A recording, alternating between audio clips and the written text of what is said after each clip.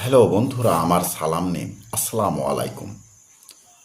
আশা রাখছি আপনারা সবাই ভালো আছেন ইনশাল্লাহ। আমার কামনাও তাই।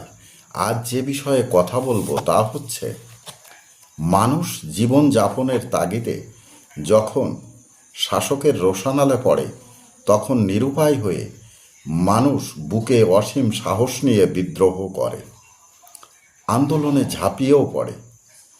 আসলে আন্দোলনে ভুক্তভোগী অত্যাচারিত মানুষকেই নামতে হয়।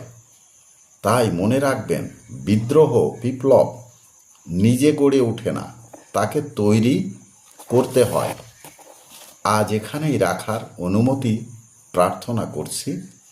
আবার দেখা হবে অন্য কোনো ভিডিওতে। আপনারা সবাই ভালো থাকুন, সুস্থ থাকুন এবং নিরাপদে থাকুন।